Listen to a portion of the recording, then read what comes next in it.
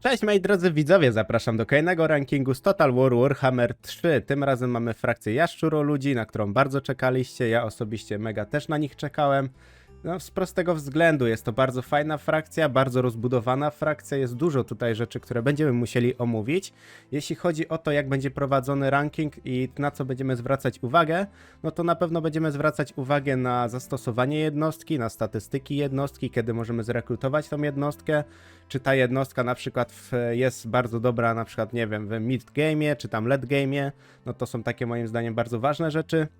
Bo niektóre jednostki możemy szybko rekrutować, ale na początku są dosyć dobre, a potem już tak naprawdę one słabną.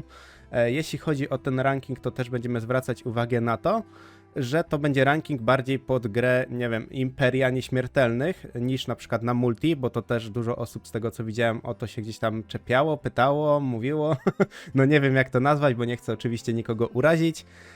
Jeśli chodzi o mój kanał, nasz kanał jakby nie patrzeć, bo kanał jest specjalnie dla was robiony, no to zwracamy też uwagę na to, że możecie wspierać ten kanał już od 5 zł chyba miesięcznie, więc to też nie jest dużo, a co mi osobiście da dużo satysfakcji, bo więcej osób wspierających to też jest takie dla mnie bardziej na serduszko cieplej się robi, że faktycznie te materiały do was trafiają, bardzo wam się podobają te materiały, za co też bardzo dziękuję.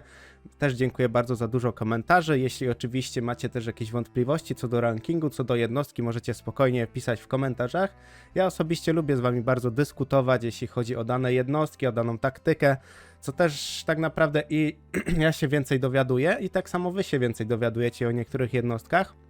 Jeśli chodzi o Jaszczuroludzi, tutaj mamy bardzo dużo jednostek, które posiadają sporo umiejętności i wydaje mi się, że niektórzy też na to nie zwracają uwagi. Ja osobiście, jak mam być szczery, dzisiaj jeszcze przetestowałem niektóre jednostki, do których miałem jakieś większe wątpliwości co do rankingu, więc też staram się udoskonalić ten ranking. No zajmuje mi to kilka godzin tak naprawdę, to wydaje się, że to jest tak naprawdę 40 minut filmu, a ten film, żeby tak naprawdę zrobić w dosyć dobrej jakości, żeby też każdą jednostkę dosyć poruszyć, no zajmuje kilka godzin tak naprawdę, więc mam nadzieję, że to doceniacie. Ale już bez zbędnej gadki, oczywiście jeszcze do osób, które nie subskrybują ten kanał, a podobają się filmy, to zasubskrybuj ten kanał, to cię nic nie kosztuje, więc śmiało. Więc przejdźmy do pierwszej jednostki, którą mamy kohorta skinków. Jeśli chodzi o tą jednostkę, możemy ją zrekrutować na samym początku. Jest ona po prostu słaba, jedna z najgorszych, przetestowałem ją w różnych wariantach. No i ta jednostka jak dla mnie się w niczym nie sprawdza. Wiadomo, jeśli nie możemy zrekrutować niczego lepszego, no to ta jednostka i tak musi zostać zrekrutowana, ale jeśli chodzi o początek gry, mid-game, no mid-game'ie to już w ogóle ta jednostka nie istnieje, moim zdaniem, no chyba, że coś o niej nie wiem, że ma jakieś ukryte talenty, ale patrząc po statystykach, patrząc po biernych umiejętnościach, wydaje mi się, że tutaj tego za bardzo nie ma.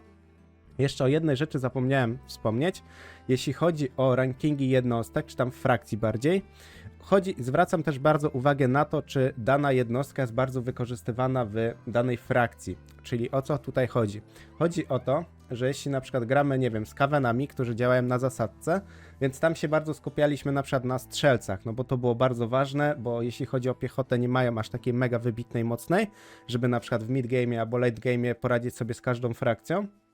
Tutaj będziemy też zwracać uwagę na to, że jeśli gramy jaszczurami, to też musimy zwracać uwagę na zasadzkę, więc musimy bardzo szybko reagować, musimy zwracać uwagę na jednostki, czy są mega twarde, no bo my musimy jakby nie patrzeć dojść do tego przeciwnika, nie mamy tutaj takich jednostek, jakiejś mega potężnej artylerii, która jest bardzo masowa, że na przykład jednym strzałem zmiecie pół na przykład, nie wiem, piechoty, nie mamy takiej jednostki akurat w Jaszczuroludziach, więc na to musimy też zwrócić uwagę.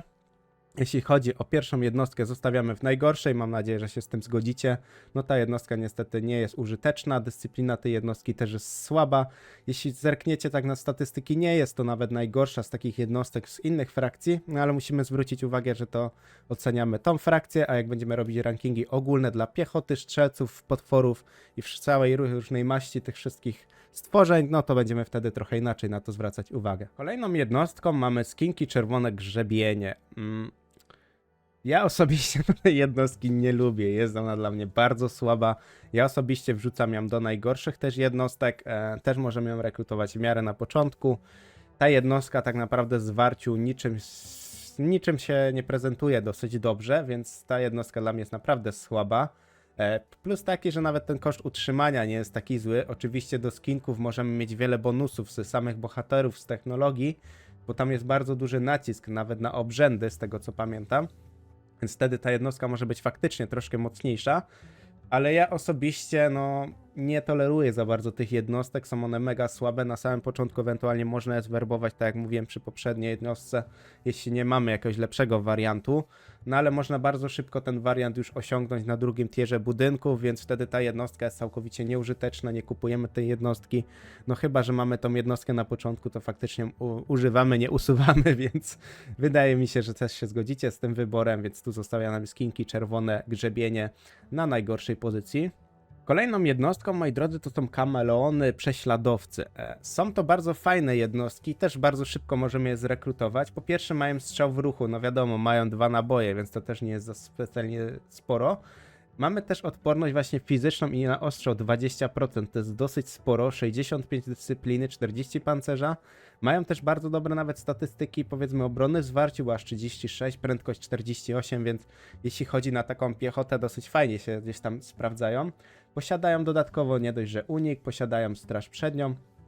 Moim zdaniem to jest bardzo fajna jednostka, damy ją do klasy średniej, bo nawet w takim mid-game'ie ta jednostka może sobie poradzić z niektórymi gdzieś tam frakcjami. Możecie dać znać, co myślicie o tej jednostce, bo ja osobiście trochę jej testowałem, trochę też tak naprawdę w kampanii testowałem. No są te jednostki dosyć dobre, zdecydowanie dużo lepsze niż te 2 poprzednie jednostki, ale możecie dać znać o swoich doświadczeniach o tej jednostce. Osobiście chętnie bym się dowiedział, co myślicie o tej jednostce, czy dalibyście ją niżej, wyżej, bo to jest taka dosyć jednostka, nad którą się więcej trochę zastanawiałem, ale wydaje mi się, że do klasy średniej zasługuje. Ewentualnie w najgorszym wypadku do klasy złej, jeśli gdzieś tam wyjdzie to trochę inaczej, ale wydaje mi się, że średnia i tak dosyć dobrze wygląda. Kolejna jednostka to wojownicy Saurusów. Jeśli chodzi o tą jednostkę, powiem tak, możemy ją w miarę szybko rekrutować, nie jest ona najgorsza, ale też nie jest jakaś ultra najlepsza. Z tego względu, że ona też jest wolna, 31 prędkości, no trochę bije tą jednostkę na głowę. Ja osobiście tą jednostkę dałbym do klasy może złej. Nie dam jej do najgorszej z tego względu, że jest dużo lepsza niż te jednostki na dole. Posiada też dosyć sporo dyscypliny, jest bardzo liczebna, bardzo dużo życia ma. Nie są najgorsze te jednostki, można je tak naprawdę używać na takim początku, na takim mid-game'ie. No, te jednostki dosyć dużo mogą zrobić, nawet dosyć dobrze klepią bohatera, że tak powiem. Bardzo fajnie się sprawdzają na niektórych bohaterach i dają sobie spokojnie radę, więc mają tam jakieś powiedzmy zalety, można to rekrutować, tak jak mówiłem, początek, mid-game ewentualnie, no raczej w late-game'ie to już automatycznie odpadają te jednostki, ewentualnie to jest też do takiej zrobionej armii, jeśli chcemy gdzieś tam bronić jakiś garnizon przed buntem, to spoko, bo nie są aż takie drogie w utrzymaniu, a jeśli chodzi o statystyki, automat dosyć fajnie też je liczy, więc to też jest dosyć duża zaleta tej jednostki, więc zostawimy w klasie złej, bo do najgorszej to wydaje mi się, że trochę byłoby szkoda ich wrzucić. Jeśli chodzi o kolejną jednostkę, mamy tak samo rekrutowaną właśnie jak wcześniejszą. Różnica jest taka, że mają obronę przed szarżą dużych przeciwników, odpieranie właśnie szarży.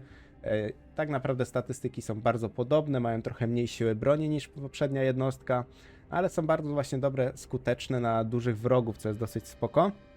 Może się naprawdę przydać na samym początku. Bardzo dobrze gdzieś tam sobie nawet starają radzić z potworami jakimiś słabszymi, więc damy ją też akurat do klasy złej, obok swojego przyjaciela z rekrutowania.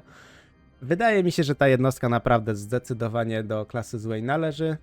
Do klasy średniej trochę za bardzo bym ją wrzucił, więc wydaje mi się, że zostawimy tutaj ją. Czas rekrutacji to też jest 1 tura. Budynek to jest 2 tierowy, jak dobrze pamiętam, więc no wydaje mi się, że na pewno będzie tutaj dobrze. Kolejna jednostka to wojownicy Saurusów z tarczami. Piechota z budyngenami.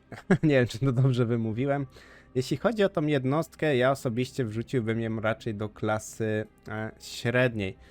Powiem tak, tą jednostkę możemy rekrutować w 1 turę, potrzebujemy, jak dobrze pamiętam, 3 chyba tier budynku. Ale ta jednostka bardzo dużo bonusów może otrzymywać od właśnie bohatera, tak samo możemy dużo bonusów otrzymywać dobrych od technologii. Jeśli chodzi o te jednostki, one bardzo dobrze też wychodzą w kalkulacji automatycznej, więc to też jest duża zaleta. Ja osobiście nawet w takim już late'owym, powiedzmy, game'ie te jednostki nawet używam, bo są dosyć dobre, sprawdzają się faktycznie na niektóre jednostki więc dlatego wrzucam też ją do klasy średniej. Są dosyć dobrymi jednostkami, wiadomo, że jaszczuroludzie potem tak naprawdę w lejcie grają w większości potworami, bo to jest najlepsza wtedy armia, jeśli chodzi o nich. Ale wrzucimy ich do klasy średniej, bo faktycznie można ich wykorzystać na każdym etapie gry. Na początkowym etapie gry wydaje mi się, że wykorzystuje się ich dosyć sporo. Możecie też dać znać, co myślicie o tej jednostce, bo to jest taka jednostka trochę sporna, jeśli chodzi o ranking, ale wrzucimy ją do akurat klasy średniej. Dosyć dobrze się ta jednostka prezentuje moim zdaniem i na to zasługuje. Kolejna jednostka to tak naprawdę włócznicy Saurusów z tarczami. Bardzo podobna jednostka do poprzedniej, jedyna różnica jest taka, że ma właśnie skuteczność przeciw dużym wrogom, obronę przed szarżą. No jest dosyć fajne. Ja osobiście dam ich do klasy dobrej, bo te jednostki naprawdę są wytrzymałe, mogą dużo zatrzymać. A są tak naprawdę rekrutowane w miarę szybko. Na samym początku jedna tura rekrutacji, co jest dużą zaletą, jeśli chodzi o rekrutację jednostek.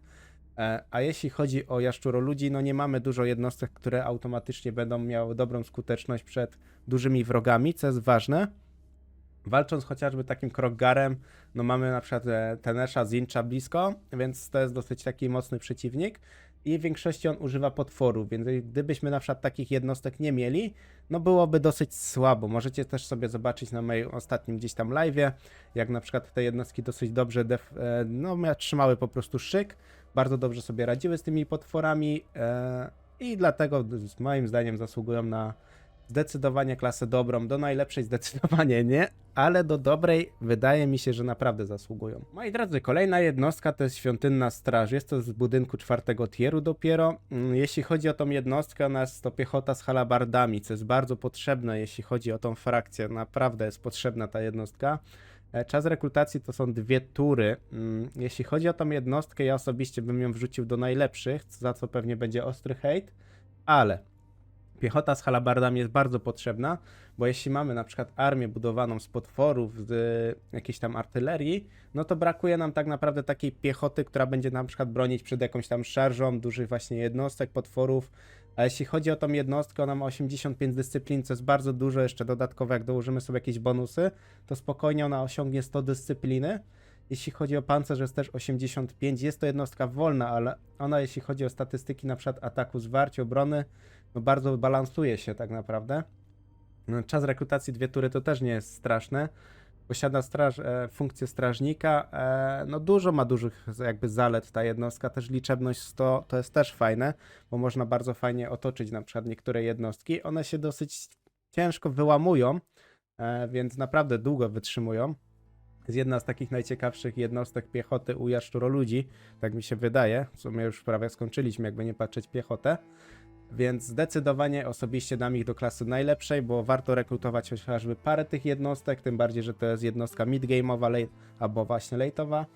Więc no fajnie, warto rekrutować tą jednostkę, mam nadzieję, że się z tym zgodzicie, ewentualnie będzie hejt.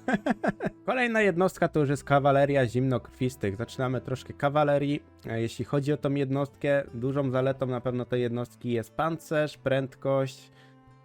A teraz spójrzmy trochę na wady. No furia, 2 tak naprawdę dzikie szały, więc to jest trochę słabo, bardzo szybko w ten dziki szał wpada. Dam ją do klasy złej, nie dam do najgorszej z prostego względu. U jaszczuroludzi warto gdzieś walczyć na tej zasadce, co mówiłem. Nasza jakby piechota jest trochę wolna, więc też musimy zyskiwać czas, żeby ta piechota sobie zdążyła dojść.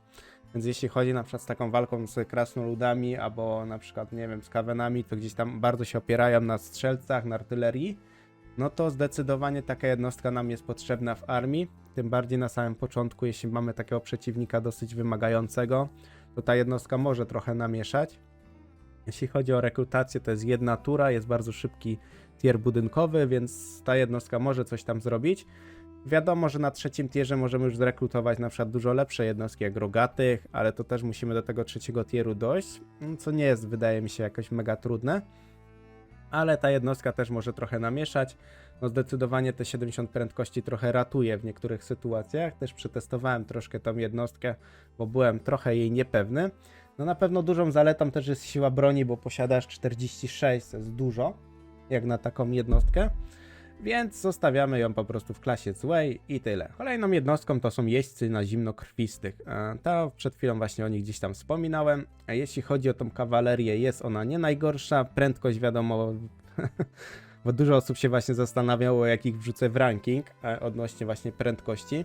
Jeśli chodzi o prędkość w Jaszczuroludziach można to przeżyć. Jeśli chodzi o Mroczne Elfy, no to tamte jednostki były bardzo słabe. A poza tym tak naprawdę tier budynkowy, żeby osiągnąć tych lepszych jeźdźców, jak dobrze pamiętam, był bardzo wysoki, żeby po prostu je zrekrutować. Sam budynek też również za dużo nie dawał. Jeśli chodzi tutaj o ten ranking, to ja ich wrzucę akurat tych do klasy średniej, bo to są naprawdę dobre jednostki. Bardzo przydatne, tak jak mówiłem, w flankowaniu, na pewno w szarży. No tej szarży dużo nie mają, bo mają 32 premii do szarży. Ale jest bardzo dużo bonusów dla tych jednostek, to bardzo dobrze się przekłada wtedy na takiego bohatera, który już ma gdzieś tam 20-30 poziom. To można już naprawdę fajną jednostkę z tego zrobić. Dodatkowo mamy dużo tych chorągwi, które dają na przykład prędkość, dają szarżę. Więc moim zdaniem zdecydowanie do klasy średniej będzie należeć ta jednostka. Kolejną jednostką to mamy znowu włócznicy na zimnokrwistych, tylko właśnie tutaj są włócznicy, czyli to są skuteczność przeciw dużym wrogom. Też dosyć ciekawa jednostka, statystyki są prawie idealne, różnica jest tam siła broni. Damy ją też do klasy średniej, wydaje mi się, że koło kolegi zasługuje na te miejsce. Też można wykorzystać tą jednostkę faktycznie na te duże jednostki i coś tam ta jednostka porobi. No te 75 dyscyplin też jest nie najgorsze, bo gdyby miał gdzieś tam 60, 55, no to już by było dosyć słabo. Ale tak jak mówiłem, jest dosyć sporo bonusów dla tych jednostek. Zauważyłem, że też komputer dużo ich wykorzystuje. Z tego co zauważyłem, to też chyba może gracze wykorzystują te jednostki, bo to są nie najgorsze jednostki. A tak jak mówiłem, my musimy zyskać czas, żeby na przykład nasze potwory, nasza piechota zdążyła sobie spokojnie tam dojść. Damy ich po prostu do klasy średniej. Kolejna 12 jednostka to jeźdźcy ptero rozpruwaczy, latająca kawaleria. Na pewno dużym bonusem dla tych jednostek jest to, że posiadają taką umiejętność, choć nie wiem, czy to regiment akurat nie posiadał. Dobra, może to regiment posiadał. Jeśli chodzi o te jednostki, ja osobiście nie jestem zwolennikiem latających jednostek. Trzeba po prostu bardzo dużo tymi jednostkami gdzieś tam porobić.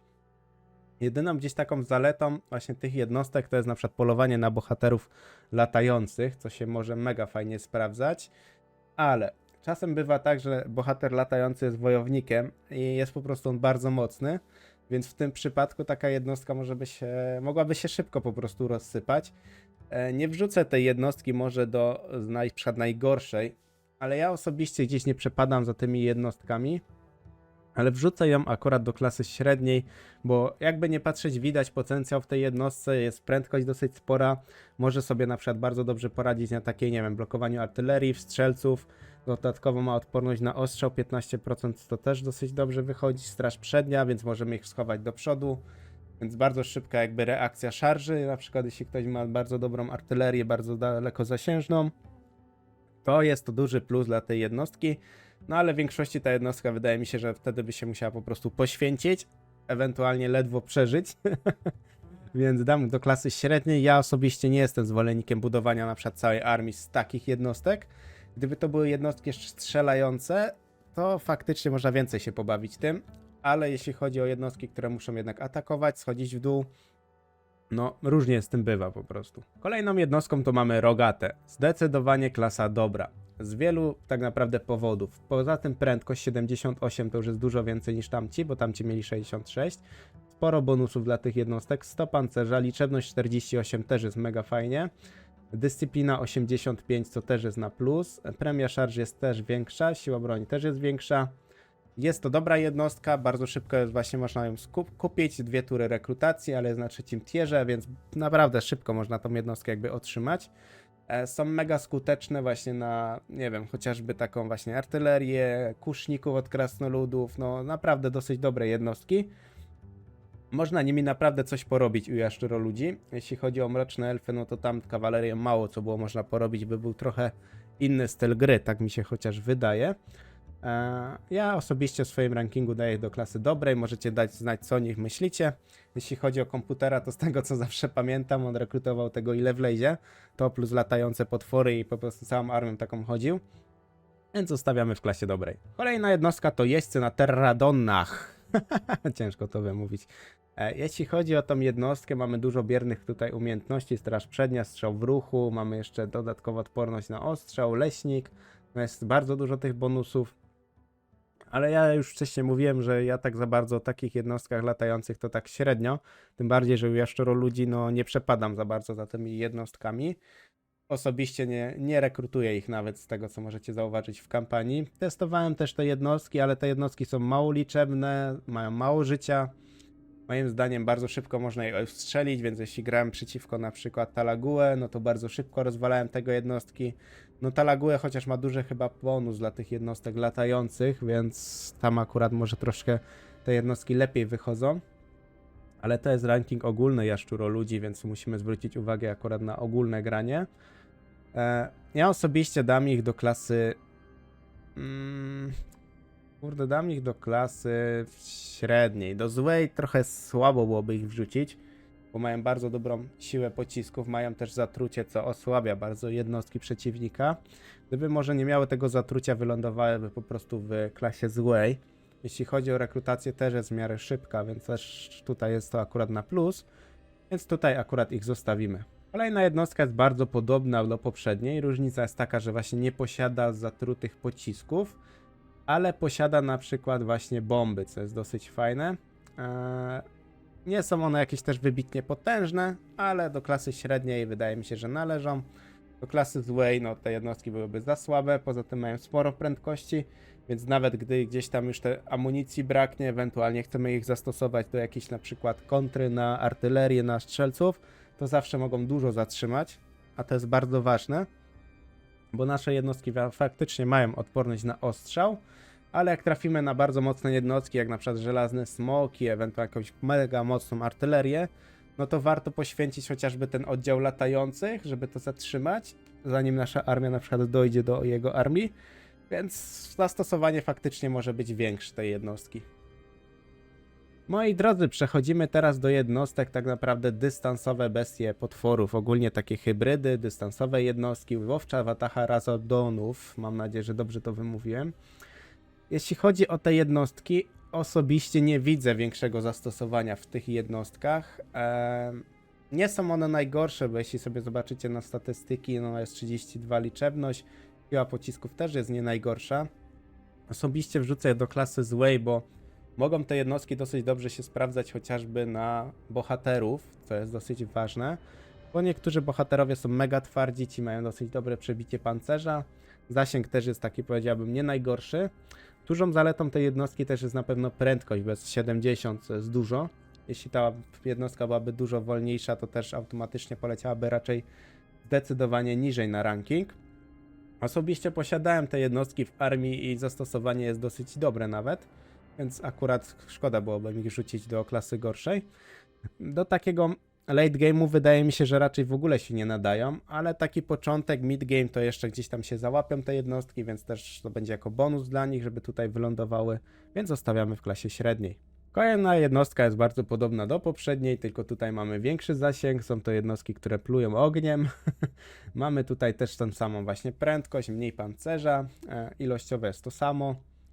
Damy też do klasy średniej, bo zastosowanie tej jednostki jest nie najgorsze. Bardzo dobrze ta jednostka właśnie pluje ogniem na piechotę. Mega fajnie się sprawdza naprawdę na piechocie. Przetestowałem jeszcze dodatkowo, żeby się upewnić, jeśli chodzi o tą jednostkę. Więc zdecydowanie do tej klasy może należeć. Jeśli chodzi o tier budynku, nie ma tam najgorzej. O czas rekrutacji też nie ma najgorzej.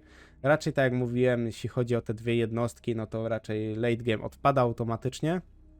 Ale taki mid game, początek gry jeszcze tam dosyć dobrze mogą się sprawdzać. Kolejna jednostka to jest pradawna salamandra. Co mogę powiedzieć o tej jednostce? Spoko, że to jest napastnik oblężniczy, więc na automacie możemy od razu brać przykładowo miasto. Odporność na ostrzał też spoko. Siła pocisków jest dosyć fajna. Dosyć miażdży niektóre jednostki, jak tak sobie gdzieś tam powalczycie tą jednostką. 75 prędkości to też jest dla niej na plus, 95 pancerza nie ma źle. Damy do klasy średniej, bo można faktycznie tą jednostkę wykorzystać, ale tak jak mówiłem, przy tych trzech jednostkach ogólnie raczej bym nie patrzał na late game tymi jednostkami, bo jeśli chodzi o late game albo już taki czasem późniejszy mid game, to można spokojnie już zrekrutować znacznie mocniejsze jednostki, do których przejdziemy pewnie za niedługo. więc zostawmy w klasie średniej. Możecie dać znać, co myślicie o tych 3 jednostkach, bo mega mnie ciekawi wasze zdanie. Może jest jakiś fajny faktycznie tip, żeby po prostu te jednostki wykorzystywać. Kolejną jednostką to mamy już bestie, które mają po prostu działo na plecach. Jeśli chodzi o tą jednostkę Bastildona, Słoneczny Kryształ, osobiście testowałem jednostki i w kampanii, i testowałem jednostki na polu bitewnym. Fajna jednostka, ale no damy ją do klasy średniej, bo dobrze sobie radzi na przykład na potwory, na właśnie jednostki duże. Jeśli chodzi o tą jednostkę, żeby było gdzieś tam raczej na piechotę, to raczej nie. Raczej zdecydowanie nie. Nie ma to bardzo takiego szerokiego ostrzału. Z tego co zauważyłem, nie jest to jakieś ultra potem potężne. Na pewno spoko, że ma odporność na flankowanie, więc ta dyscyplina na przykład na flankowaniu nam nie spadnie. To jest duża zaleta. No zostawmy po prostu w klasie średniej. No, statystyki gdzieś tam też mówią same za siebie. Tak jak mówiłem, że tutaj zdecydowanie musimy zwrócić uwagę na to, że ta jednostka jest w miarę szybka, powiedzmy, do zrekrutowania i nawet sobie na te potwory dosyć dobrze radzi, bo jest duża siła pocisków i przebicie pancerza. Ale akurat w zwarciu. Kolejną jednostką to mamy Stegadona. Jeśli chodzi o czas rekrutacji, to dobrze, jak dobrze pamiętam, to jest 2 tury, ewentualnie 3, teraz już dokładnie nie pamiętam. Ja tą jednostkę wrzucam do najlepszych. Dlaczego? Ta jednostka może nie dość, że walczyć automatycznie w zwarciu, dodatkowo ma jaszczurki na plecach, więc automatycznie one też strzelają. Jest to mega potężna jednostka. Jeśli chodzi o etap rekrutacji, jak dobrze pamiętam, 3., 4. tier. Nie jest to na pewno ostatni tier, więc ta jednostka jest mega potężna. Jeśli tą jednostkę sobie zbudujemy, to bardzo dobrze sobie radzi z potworami, bardzo dobrze radzi sobie z piechotą. Prędkości ma 50, więc nawet nie jest aż taka ociężała jak na przykład niektóre jednostki potworów. Bardzo fajna jednostka, zdecydowanie warto jej używać w takim mid-game'ie, late-game'ie, mega dużo zrobi, więc zostawimy ją akurat tutaj. Wydaje mi się, że nie trzeba jej wiele omawiać, więc jeśli graliście Jaszczuro ludźmi albo zamierzacie, to zdecydowanie zwróćcie uwagę na tą jednostkę. Kolejną jednostką to mamy potwór dystansowy. Jak sobie zobaczycie, siłę pocisków jest mega fajna. Jedyną straszną zaletą tej jednostki, a czy wadą tej jednostki, to jest dziki szał 1-2.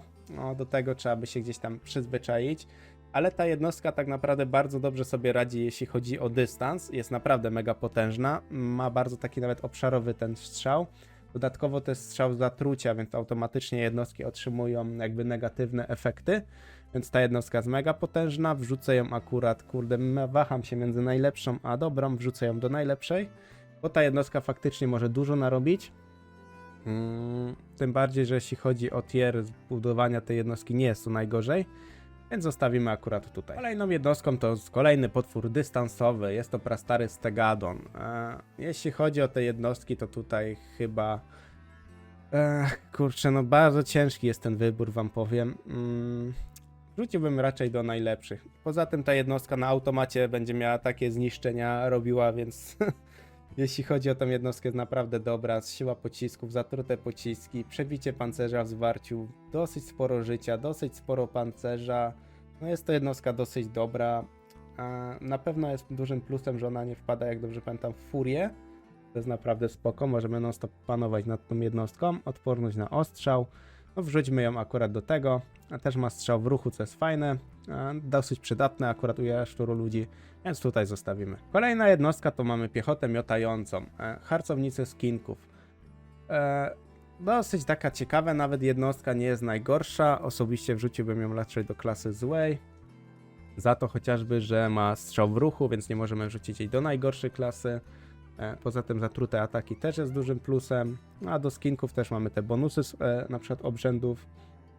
Więc wydaje mi się, że tu nie ma co dużo o tym mówić, zostawimy w klasie złej. Kolejna jednostka to kohorta skinków oszczepami. Ja osobiście nie lubię tej jednostki, jest słaba, wrzucamy do najgorszej, poza tym ma amunicję aż 3. Dyscyplina tej jednostki jest słaba, możemy ją rekrutować na początku, ale dla mnie te jednostki są bardzo słabe. Gdyby miały chociażby trochę więcej tej amunicji, można by ich wrzucić do na przykład klasy złej. Dla mnie te jednostki są po prostu słabe. Kolejną jednostką to mamy dosyć ciekawą jednostkę, bo to są kameleony skinków. Plus taki, że mają na przykład 20 siły pocisków, są zatrute ataki. Mają strzał w ruchu, a jeśli chodzi o prędkość mają 48. Powiedzmy, że w zwyczaju raczej jednostki mają 30 do 38 prędkości piechoty na przykład. Więc ta jednostka może sobie spokojnie strzelać i gdzieś tam maszerować. Damy do klasy złej, bo wydaje mi się, że nie są najgorsze.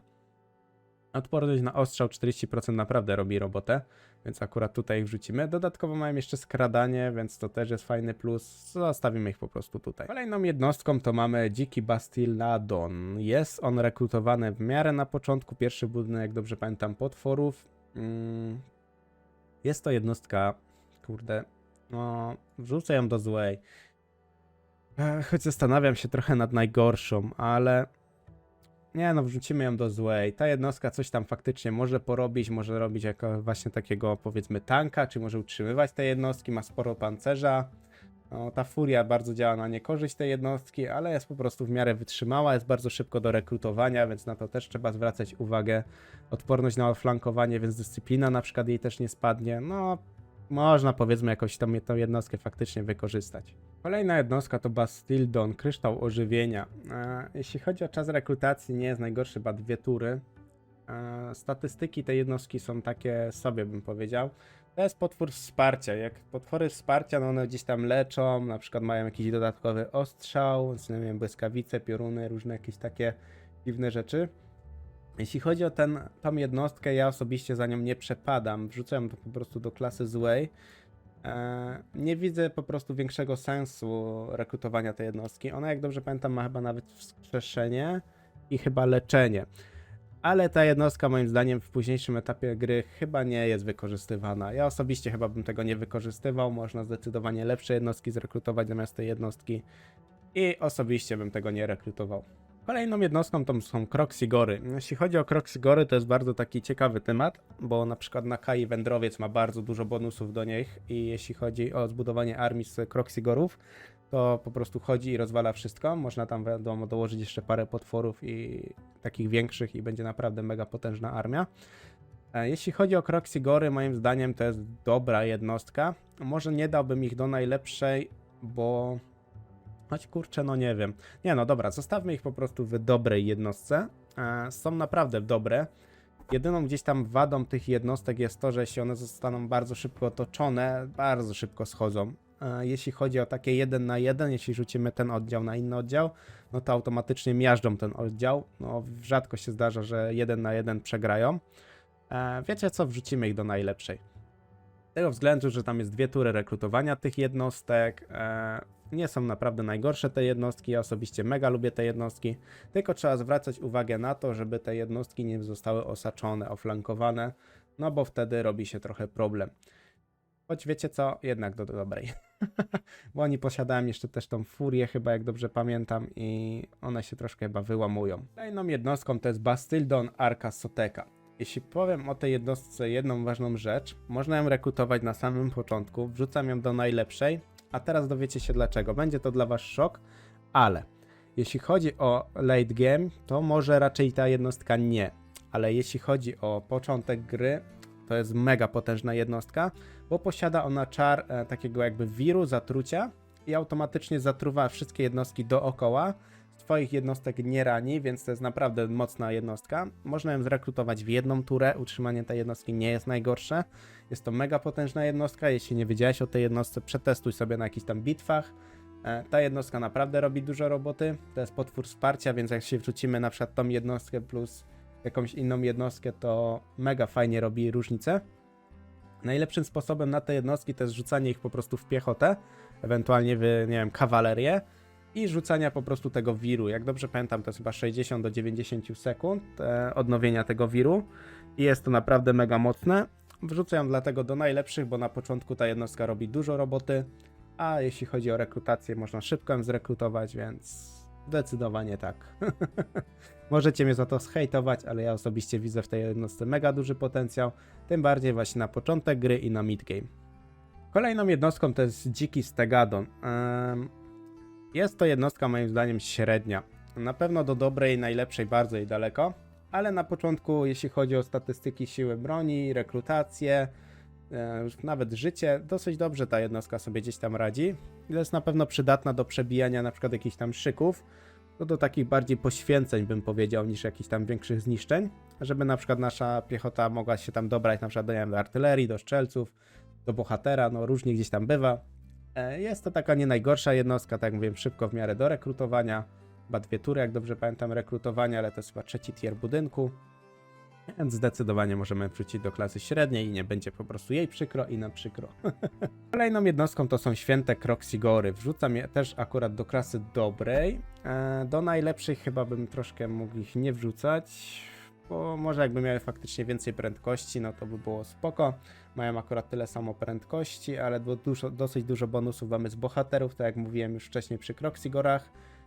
Dobra jednostka, przydatna jednostka, no dyscyplina i prędkość to jest trochę taki ich minus, że mają trochę tego mało, ale plus jest na pewno taki, że to jest 3. tier budynku, więc bardzo szybko można zacząć je rekrutować. Też jeśli chodzi o samą rekrutację, mamy 2 tury, to też nie jest długo, a jednostki są dosyć fajne na automacie, jeśli chodzi o te pierwsze potwory. Możemy bardzo dużo tracić tych jednostek, ale jeśli sobie stoczymy taką bitwę tymi jednostkami, no to można naprawdę osiągnąć bardzo malutkie straty, a zniszczyć sporo. Kolejna jednostka to tak naprawdę dziki Karonazaur. Nie wiem, czy to dobrze wypowiedziałem. Jest to jednostka raczej średnia, zła. Ja osobiście wrzucę do złej, nie przepadam za tą jednostką. Późny etap rekrutacji, niby 4. tier tego, ale jest słaba. Przetestowałem ją jeszcze dodatkowo, bo do niej miałem sporo wątpliwości. No, nie rekrutowałbym raczej tej jednostki we mid-game, late-game'ie. Może czasem by się tam zdarzyło. Gdyby ta jednostka miała chociażby 90-95 prędkości, mogłaby fajnie szarżować. Ale że ma 75, to szczerze tego powiedziawszy nie widzę. Kolejną jednostką to mamy latającego potwora wsparcia. Wrzucam tą jednostkę na pewno do dobrej, nawet bym się zastanawiał trochę do najlepszej, ale on ma tak naprawdę 3 użycia skilli, ale duża na przykład odporność na ostrzał, na magię, to jest spoko. To jest jednostka wsparcia, która na przykład działa na takiej zasadzie, że musimy zebrać jakąś tam grupę jednostek przeciwnika w kupie i automatycznie rzucamy na przykład łańcuch błyskawic albo na przykład błyskawice. Błyskawice może użyć, jak dobrze pamiętam, 2. Jeśli chodzi o łańcuch, to 1. Łańcuch jest bardzo dobry na jednostki, które są mega wytrzymałe, bo ten łańcuch jakby w miarę stoi w miejscu i po prostu ich uderza. Więc naprawdę dosyć spoko. Moim zdaniem mega fajna jednostka. Komputer ich, jak zawsze zauważycie, bardzo dużo rekrutuje, bez charakterystycznym awatarem, więc zawsze pamiętałem tą jednostkę. Sprawdzałem tę jednostkę dodatkowo jeszcze, jak faktycznie się zachowuje. Bardzo dobra jednostka. Kolejną jednostką to mamy prastary Stegadon. Do najlepszej. Z wielu względów. To jest Stegadon prastary, już takiego mamy jakby w zwykłym wydaniu. Te wydanie jest bardzo fajne z tego względu, że posiada tak naprawdę umiejętność, która ma taki piorun, czy tam błyskawice, światło, które leci przez jednostki na wprost. Jeśli jednostki będą ułożone w rzędzie, to po prostu niszczy to. Ma 2 użycia. Plus samo nawet walka tym potworem, nawet powiedzmy, nie wiem, w piechotę, nie wiem, bohatera, też mega mocno bije. Więc jest mega fajna jednostka. Zdecydowanie polecam jej rekrutować ile wlejdzie, bo możemy dużo tym zrobić, tylko musimy pamiętać o tym, że ta jednostka bardzo się sprawdza na piechocie, jeśli chodzi o czary. Jeśli chodzi o raczej walkę wręcz, to tak samo piechota, artyleria, strzelcy, może czasem jakiś bohater, może tam z bohaterem dałoby w miarę powiedzmy radę. No i tyle. Moi drodzy, zostały nam ostatnie 2 potwory, kolosalne, czyli są naprawdę duże. Jeśli chodzi o pierwszego, jest to dziki właśnie Varonozaur. Raczej wrzuciłbym go do klasy, no nie wiem, dobrej. Choć kurczę, no nie wiem, mam trochę wątpliwości co do tej jednostki. Nie no, dobra, wrzućmy ją, dobra, damy tą klasę raczej średniej. Czas rekrutacji jest długi, więc musimy też na pewno zwrócić na to uwagę. Jeśli chodzi o te bonusy, spoko, tylko że on posiada akurat furię, więc to jest trochę duży minus dla tej jednostki. Dosyć dobre statystyki, tylko że też musimy pamiętać o tym, że rekrutujemy go późno, do mid-game'u, late-game'u, no raczej late-game'u bardziej. Mega fajna jednostka, ale jeśli miałbym wybierać, to wolałbym raczej Stegadony wziąć niż tą jednostkę. Po pierwsze, Stegadony bardziej wytrzymają, tak mi się wydaje, mimo że mają mniej życia. I mają dodatkowe jakieś właśnie te czary, mają tak samo strzelców. To daje dużą przewagę nad tym potworem, więc zostawimy go tutaj. Możecie dać znać, co myślicie o tych 2 ostatnich potworach, bo to jest dosyć ciekawy temat, ale zostawiamy tego akurat w średniej. Moi drodzy, ostatnią jednostką to mamy Varosaurusa, czyli po prostu fajną jednostkę, mega mocną jednostkę. Osobiście dałbym raczej ją do klasy dobrej, znaczy do najlepszej. bo ta jednostka jest dużo lepsza niż ta wcześniejsza, nie posiada ona za bardzo tej furii. Strzał w ruchu, co jest fajne, oblężniczy, no mega mocna jednostka. Możecie dać znać, co myślicie w ogóle o tym całym rankingu. Na pewno się nie zgodzicie z każdą jednostką, bo to jest niemożliwe, żeby każdemu pasowało tak samo jednostki. Poza tym każdy ma trochę inny styl grania. Mimo że jest jakiś tam, powiedzmy, pierwotny styl grania niektórymi frakcjami, to każdy tam próbuje jakiś wystosować swój styl, co jest bardzo fajne i bardzo ciekawe. Ja osobiście lubię gdzieś tam czytać wasze długie nawet komentarze i oczywiście do nich się też odwoływać i odpisywać. Więc bardzo serdecznie zapraszam do tego. Możecie też zostać wspierającymi mojego kanału. Od 5 zł już mamy taką pierwszą rangę, więc też dosyć spoko. A dodatkowo będą właśnie filmy dla wspierających, 10 dodatkowych tur z poziomów legendarnych. Później będą też jakieś dodatkowe inne serie. Jeśli chodzi o czas, no niestety te rzeczy poświęcałem bardzo, muszę dużo, jakby nie patrzeć, muszę dużo czasu poświęcić na te wszystkie rzeczy, co jest dla mnie ważne. A też chcę robić taki dosyć rzetelny materiał. Wydaje mi się, że to naprawdę dosyć dobrze wychodzi. Dajcie znać, co o tym myślicie. A jeśli jeszcze nie subskrybujecie tego kanału, to już najwyższy czas, jeśli wam się tym bardziej odcinki podobają, czy tam filmy. I zapraszam do komentowania. Dzięki bardzo i do następnego. Cześć!